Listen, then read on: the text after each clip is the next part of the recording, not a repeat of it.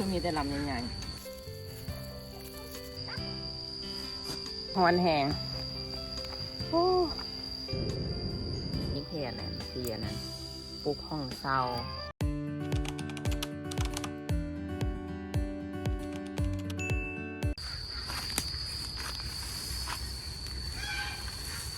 คือมีแต่ลำใหญ่ๆ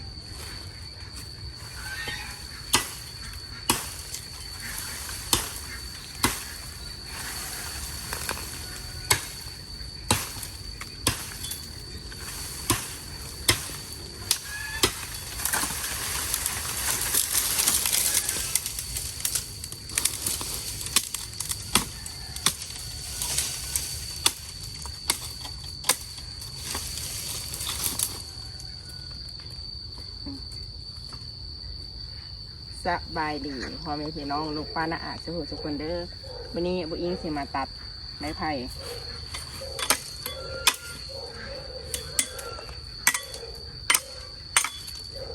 สิไปเคลียร์หน้าปากหนองหั่น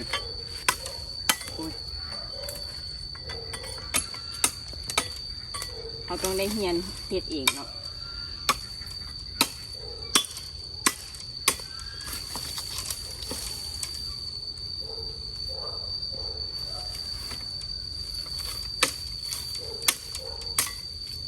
เอาแหน่งมันไปปักก่อนเ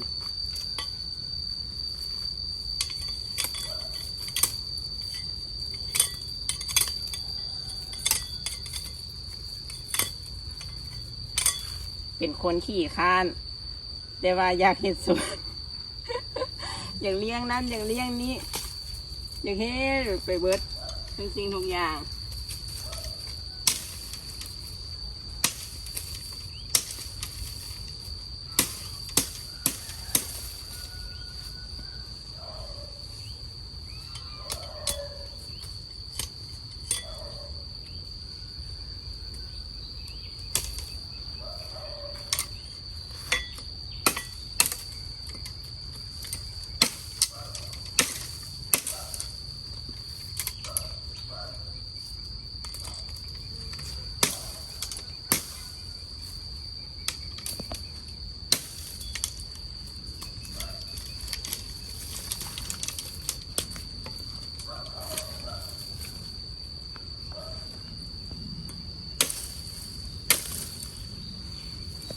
แต่ว่านั่นปกมันนี่เอาไปเฮ็ดเสาเอาไปเฮ็ดเสาแต่ว่านั่นแหน่งมันนี่จะเอาอันนั้นไปปักเน่งเชือกฟางก่อน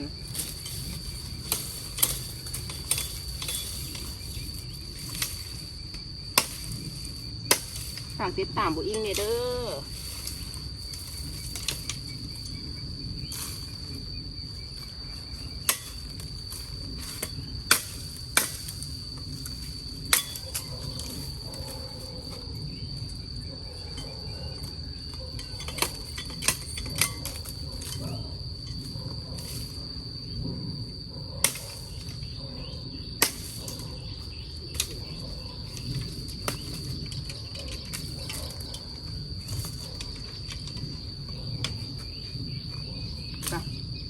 จ้างไปพุดมา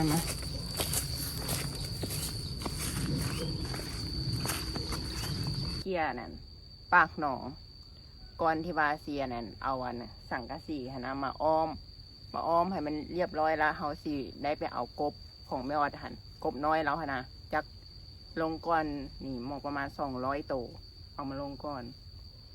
แต่ว่าอ้อมหัวให้มันแล้วก่อนตอนนี้หั่นสีเคลียร์หน้าหนองก่อนสีเน่งเสือกฟ้า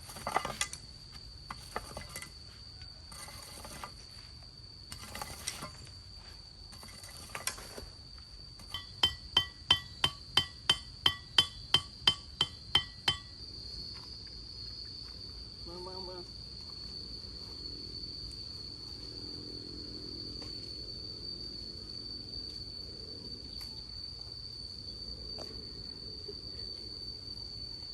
เนี่ยก่อนแน่เอาเบิ่งอันนั้นว่ามีที่ทำไหน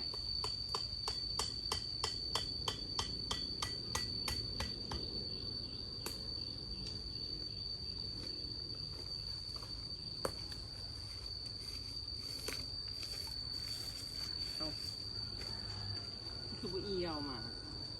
เกี่ยวมาดิ เกี่ยวมาทุกคนต้อง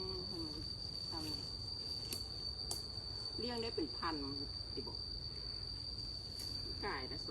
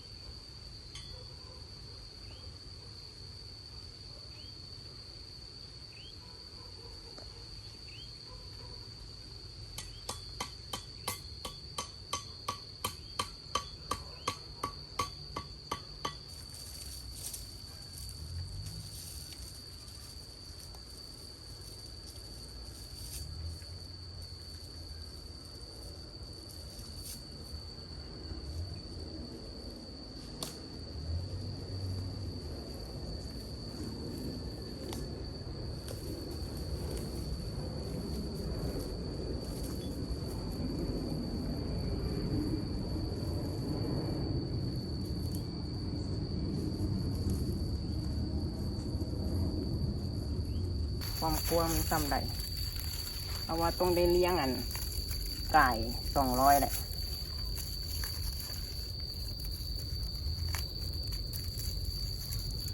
เลี้ยงได้เป็นพัน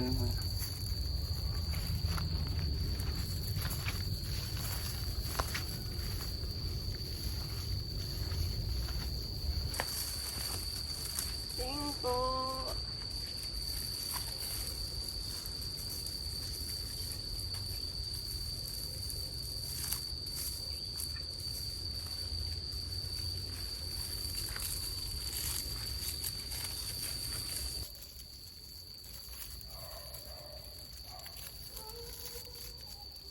เสร็จเรียบร้อย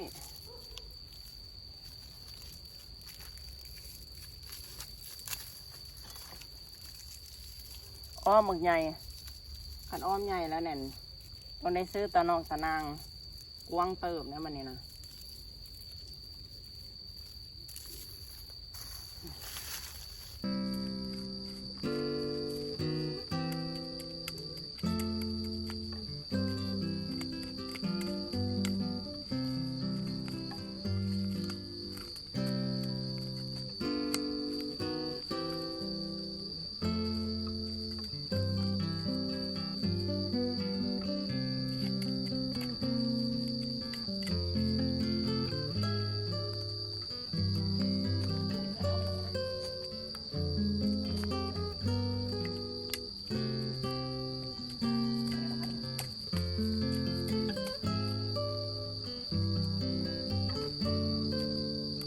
หลังจากที่ว่าแนน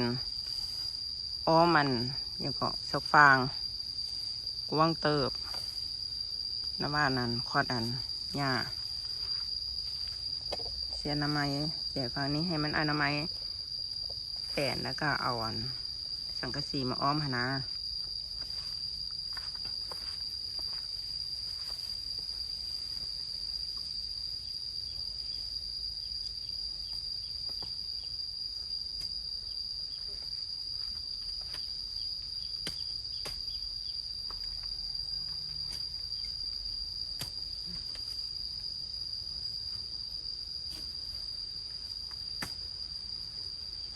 ไปไว้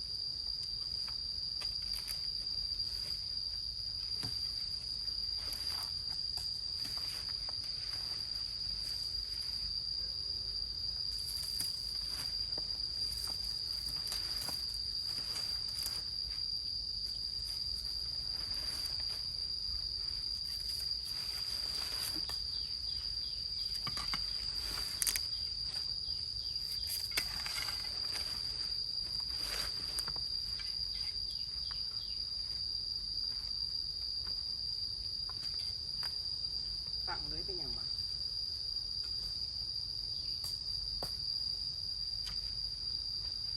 ห้างมันเน่าอย่างนี้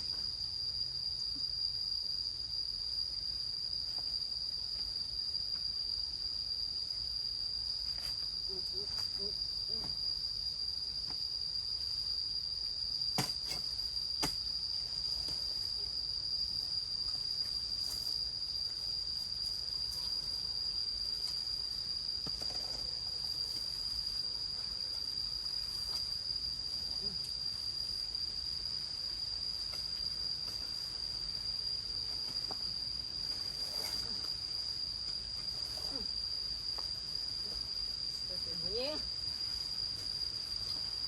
ต้องอดทน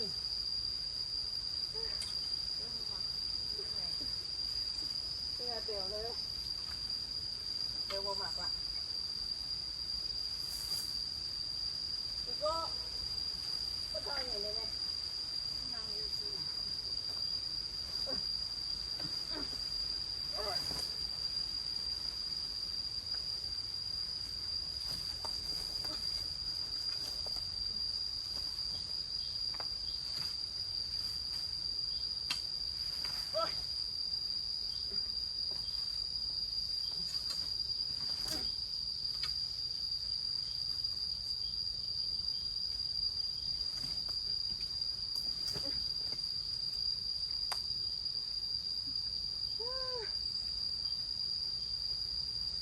ก็ครับ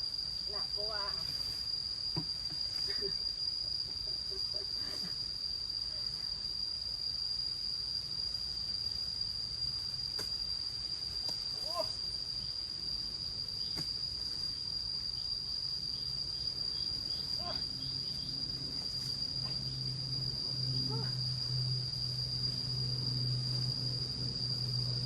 หอนแหงโอ้ยแหละคอยเฮ็ดเทละน้อยพี่น้องเอ้ย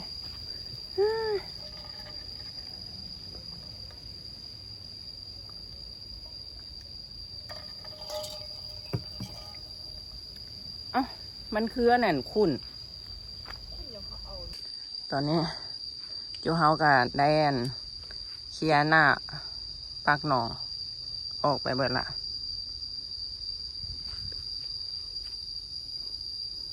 ไม่ได้สิอันนั้นขุดล่องตามมันยังก็เส้นนั้นเสื้อขันถ้าเบิงการอัปเดตเมื่อยแหงโอ้เจอแล้วฉันแล้วเนี่ยกับเป็นตาสะอ่อนอยู่อ้อมละกันนั่นเอากบมาลงคันมันใหญ่จังหน่อยนะพอดีเป็นตาสะอ่อนไปเลยตีนต้มแต้มลงหนองกินหัวอาหารเอาตัวนี้เอาขึ้นบ่ได้ประมาณ ไม่บ่ใหญ่ มันใหญ่ปะ กับ เบิ่งอันนั้น เบิ่งคลิปเมื่อวานนี้จากเมื่อวานนี้สู่มื้อนี้มีการเปลี่ยนแปลงน้อยหนึง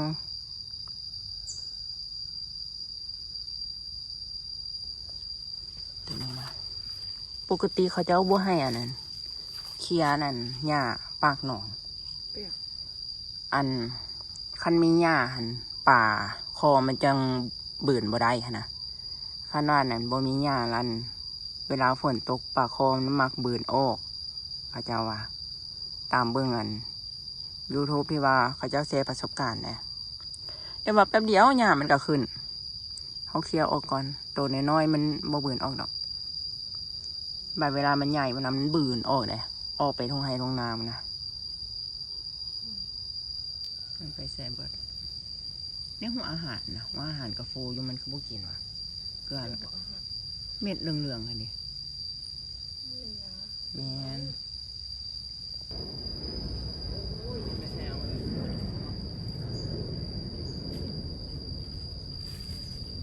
ต้มไงก่อนทำพลังด้วยขนมเขียว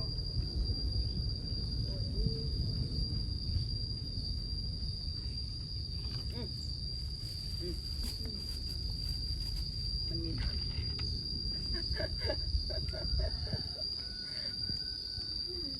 จับชิมมันกันจ้ะ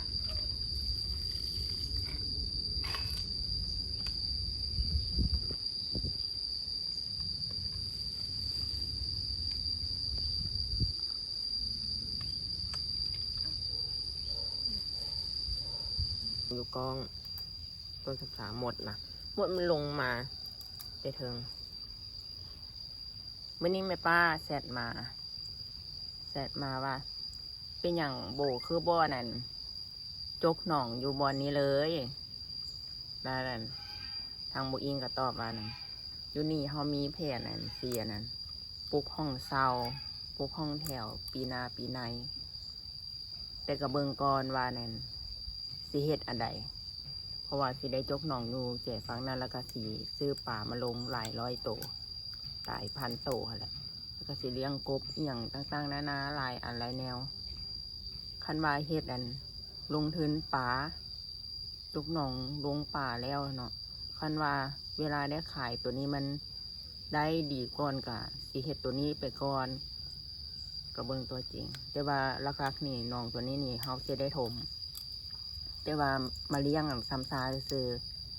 สีเลี้ยงปลาคอแล้วก็เอากบมาลงเลี้ยงซ้ำซาตั้มปีปลายนี่ซื้อตัวนี้เพราะว่าเขาจะได้ถมเลยมันขึ้นมาหลายมันนี่นะเยอะแยะภาคนั้นก็มี อีก2-3 มื้อเขาสิไปซื้อมาอีกจาก200-300 ตัว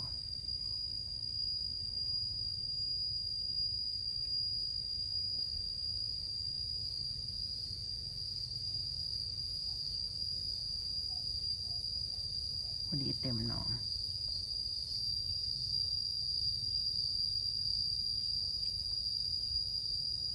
เมื่อวานนี้อีหวกนะเต็มอ่างกับปลาหางนกยงมาเมื่อนี้หายวับเลยบ่เห็นจากโตอีหวกก็บ่เห็นแต่ปลาคอเห็นแต่ปลาซ่อน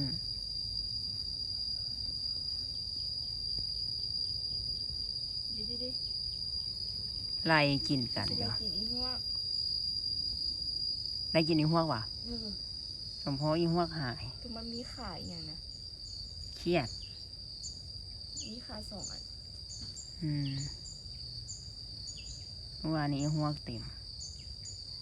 มาวันนี้บ่เห็นจากโตเลย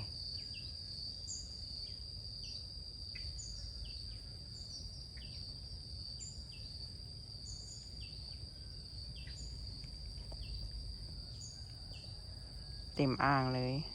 นี่มันมักแดดตอนแรงเนี่ยมันขึ้นมาสมแดด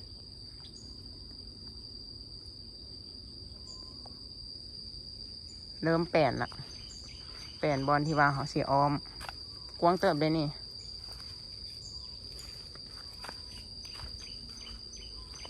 แปดนะเด้ฝีมือ2 คน2ไอ้น้อง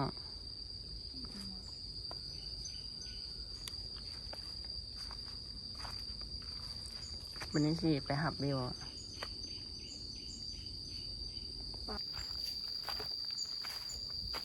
ไปก่อนนะทุกคนเจอกันใหม่คลิปต่อไปเด้อจะทยอยมาอัปเดตทีละน้อย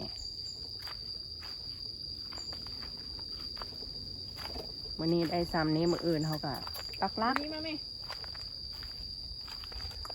มือกับปักลักกลับบ้านอาจจะหับวิวมาแล้วก็ชิมาคนอันหมดเสียมคาดจอกอย่างหันกลับบ้านอ่ะ อันนี้ เอาปลาไว้นี่หันย่านโจรย่านขี้ลัก